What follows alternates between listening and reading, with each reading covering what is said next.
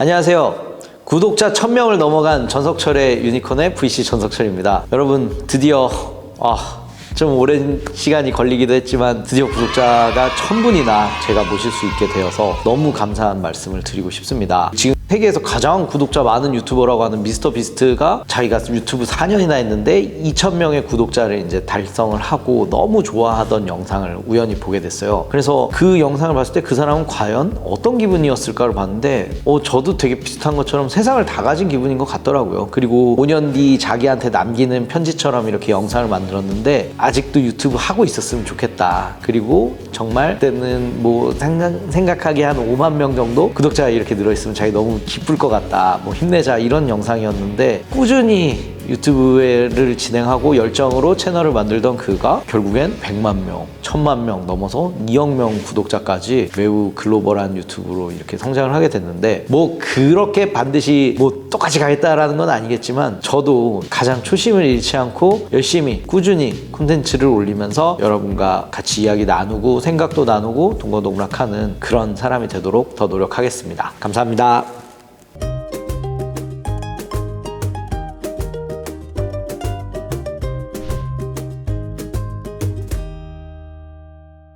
안녕하세요. 전석철의 유니콘의 VC 전석철입니다. 최근에 위워크가 파산을 했습니다. 말도 많고 탈도 많고 그 전 세계 사람들에게 뭔가 굉장히 큰 강렬한 인상을 줬었던 스타트업이자 유니콘이자 유니콘을 넘어갔던 이제 데카콘이자 공유경제의 혁신이었던 위워크가 이렇게 파산을 하게 돼서 사람들이 그 스토리에 대해서도 많이 이제 아시잖아요. 애플 TV에서 위 크래시드라고 우리는 폭망했다라고 한국말로 이렇게 번역도 돼서 그 스토리에 대해서도 다뤘는데 어떻게 보면 저희도 지금 위워크가 이렇게 됐을 때 과연 어떤 부분에 있어서 가장 큰 미스를 했고 우리한테 지금 시사점이나 교훈 같은 걸 어떤 부분을 좀 생각해 볼 수 있을까를 생각해 보고 싶어서 이야기를 나누도록 하겠습니다. 위워크는 2023년 11월 6일 미국 법원에 파산 보호 신청을 했는데요. 챕터 11이라는 이 프로그램을 돌입하게 됐고 이 프로그램에 돌입하게 되면 채무 이행을 일시 중단하고 자산 매각 등을 통해서 정상화 과정을 이제 거치게 된다라고 하고 있습니다. 그 과정에서 이제 지금 현재 경영 실적이 이제 드러난 게 부채는 160억 달러고 연간 임차료와 이자 비용으로 27억 달러가 매년 나가는데 거의 약 3조 이상의 돈이 매년 이렇게 소요가 되는 그런 매우 버거운 비즈니스를 하고 있었다라고 이야기할 수 있겠습니다. 그래서 회사는 지금 한계까지 온 상태인 걸로 보이고 위워크를 생각해보면 한때 기업 가치가 470억 달러라고 해서 지금 한국 돈으로는 약 60조 원을 넘어가는 그런 기업 가치로 평가를 받으면서 우버, 에어비앤비 등과 함께 거의 공유 경제를 만들어가는 대표 주자로 꼽히던 회사였습니다. 대표적으로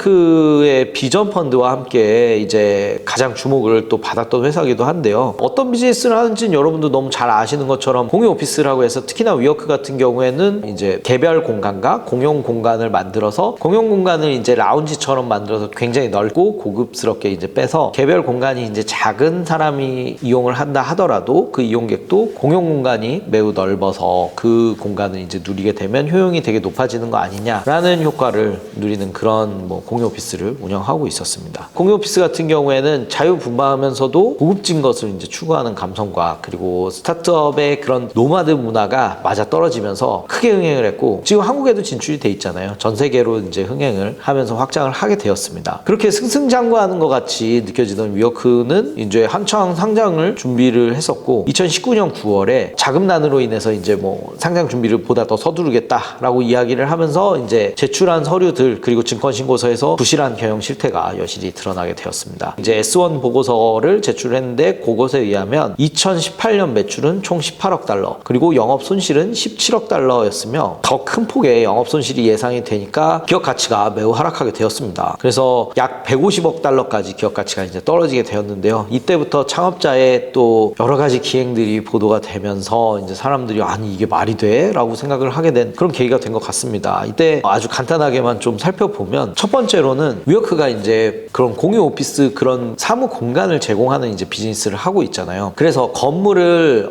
장기간 이제 임차를 해서 그거를 다시 이제 이용객들에게 위워크 유저들에게 재분배하는 그런 형태의 비즈니스를 해서 이제 건물을 임대하는 게 이제 필수적인 요소인데요. 그래서 아담 뉴먼 개인이 보유하고 있던 건물을 위워크 회사가 임대를 하게 해서 개인이 임대 수익을 이익을 이제 벌게 하는 그런 뭐 일을 했다든지, 아니면 위워크의 기업명을 그냥 위워크 기업명 잘 쓰고 있었는데 굳이 이제 위 컴퍼니, 뭐 위 그룹이다라고 해서 뭐 이런 공유 오피스뿐만이 아니라 뭐 코리빙 등으로도 이제 확장을 하면서 뭐 컴퍼니명을 위로 바꿨다라고 하면서 그 해당 이름을 아담 뉴먼 개인이 지었기 때문에 개인에게 이제 회사가 저작권료를 내라라고 하면서 600만 달러를 회사로부터 매년 이제 가져가게 했다든지, 이게 사실 말이 안 되는 거예요. 어떻게 보면 회사라는 건 엄연하게 회사의 이제 주주들로 구성되어 있는 그 이해관계가 있는 거고, 개인은 물론 최대 주주일 수 있지만 다른 주주들도 손해를 보지 않는 입장을 견제하면서 경영을 객관적으로 해야 되는데, 아니 어떻게 보면 말도 안 되는 이런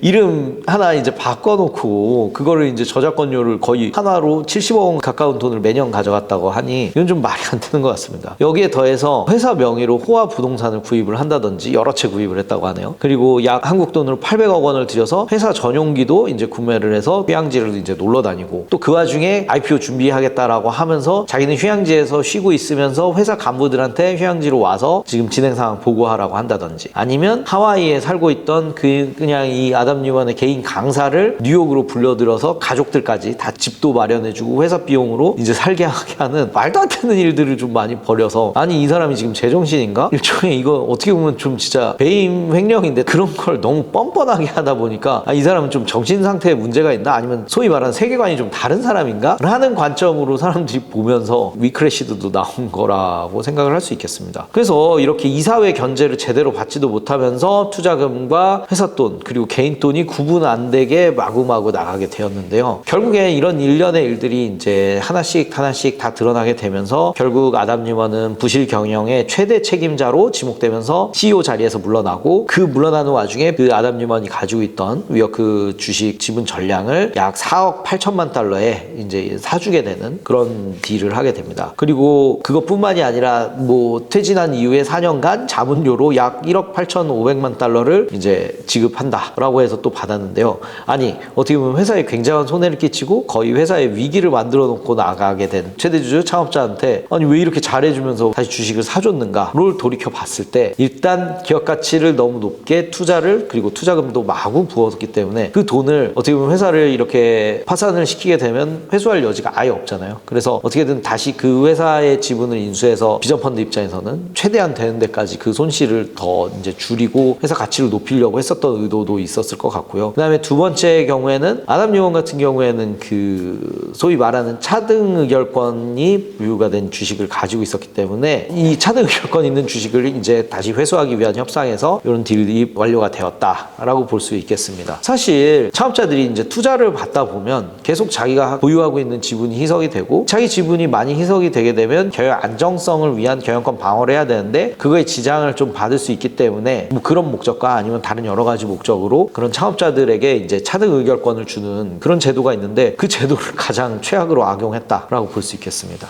이런 일련의 해프닝을 겪으면서 IPO 절차 역시 당연히 중단이 되었는데요. 이후에 손정희 회장은 뭐 여러 가지 비전 펀드 발표하는 자리, 그리고 소프트뱅크 실적 발표하는 자리에서도 위워크가 아픈 손가락이고 자기 실수다라고 인정하는 것을 여러 차례 이제 진행을 하게 됩니다. 위워크는 2020년 2월에 상환해야 되는 부채가 있는데 IPO가 무산됐으니까 이거 해결하지 못하는 파산할 수 있는 상태였습니다. 그럼에도 이제 또 소프트뱅크에 이번엔 비전 펀드 아니고 그 소프트뱅크 그 모체에서 이제 50억 달러를 지원하기로 결정을 했다가 다시 취소를 했다가 마지막에는 결국엔 11억 달러의 자금을 추가 투입하면서 경영을 간신히 이제 끌어가게 되었습니다. 그리고 간신히 이제 어느 정도 유지가 된 상태에서 2021년 10월 21일에 이제 스펙과 합병을 해서 뉴욕 증권거래소에 우회 상장이 되었어요. 그래서 이렇게 상장을 하고서도 운영을 했는데 그 다음에 이제 파산을 하게 된 뭐 그런 케이스라고 볼 수 있겠습니다. 그래서 2020년부터 본격적으로 여러분이 또 기억하셔야 되는 거는 코로나로 대변되는 그런 팬데믹이 전 세계로 유행을 하게 되면서 이렇게 대면 오피스를 만드는 위워크 같은 경우에는 굉장히 크게 세계적으로 이제 타격을 받게 되었고, 그 와중에 이제 좀 더 경영난이 가중됐다라고 볼 수가 있겠습니다. 그래서 2023년 5월에 지금 위워크의 현재 경영 대표를 맡고 있던 마스라니 CEO가 갑자기 사임을 하게 됩니다. 그래서 갑자기 퇴임하게 되는 건 좀 뭔가 시그널이 있었던 거죠. 그리고 2023년 6월 초기 이제 고점 대비해서 시가총액이 거의 98% 이상 떨어진 이제 4억 달러 수준까지 이제 떨어지게 되고, 그 다음에는 뭐 거의 1억 달러 수준까지 떨어지게 되는데 그 상황에서 이제 소프트뱅크 비전 펀드로만 이제 누적 65억 달러를 이제 투자를 했었는데 평가 손실 거의 뭐 90% 이상이고 거의 가져가는 게 거의 없지 않을까라고 생각이 되는 최악의 투자 사례로 이제 기록이 되게 되었습니다. 그래서 어떻게 보면 한때 시대를 풍미했었던 이런 위어크가 18년에 이제 망할 뻔했는데 그때 간신히 이제 경영진 교체하고 산소호흡기를 이제 넣어주었는데 간신히 이제 또 상장해서 비즈니스 이어가던 위어크가 이제 파산을 하게 됐더니 그 여정이 완전히 마무리가 된 것 같습니다. 위어크 몰락의 원인은 경영진의 무능함과 무리한 사업 확장이 거의 대부분이다. 그리고 두 번째로 큰 영향은 팬데믹이 또 그 와중에 엎친 데 덮친 격으로 큰 영향을 끼친 것 같다라고 볼 수 있겠습니다. 그래서 한 가지 좀 생각을 해봐야 되는 건 저금리 시대에 돈이 매우 흔했고 그 흔한 돈을 한 곳에 이제 집중적으로 투자하는 방식을 구사하던 이제 비전 펀드식 투자 방식이 좀 제동이 걸리게 된 그런 사례라고 볼 수 있겠습니다. 그래서 일각에서는 소프트뱅크 그룹이 이제 전폭적인 투자랑 이제 홍보를 해준 덕분에 뭐 글로벌 데카콘이 이제 되긴 했는데 결국에는 이제 그 본질 자체는 영세 기업이나 다름없는 거 아니냐라는 이야기도 좀 있었습니다. 그래서 몇 가지 생각해야 될 부분들을 이렇게 좀 살펴보게 되면은요, 좀 어떻게 보면 매우 안타까운 사례죠. 그래서 굉장히 좀 비도덕적인 경영진이 무모한 투자자를 만나서 무리한 투자금을 받아서 무리하게 써버리고 지탄을 받으면서 망했다라고 볼 수는 있겠습니다. 자기가 이런 짓들을 다 저질러 놓고 나서도 마지막에 그냥 물러나는 것도 아니고 심지어 자기 가진 주식도 꽤 괜찮은 가격으로 팔면서 개인적으로는 또 한몫 챙기면서 나가고 그 다음에 회사 자산을 거의 개인 돈처럼 쓰고 그 다음에 회사 자산을 개인에게 이제 이전을 시킨다는 이런 불법 행위를 저질렀는데 거의 모럴 해저드라고 얘기하지만 사실상 이제 거의 불법이죠. 그래서 그런 범죄에 가까운 걸 저질렀는데도 굉장히 뻔뻔하게 자기는 이제 운이 없었을 뿐이다. 사업에 있어서 자기가 기회를 잘 못 잡았을 뿐 다시 재기할 수 있다. 뭐 이런 이야기를 남기면서 이제 또 갔었고 이렇게 보면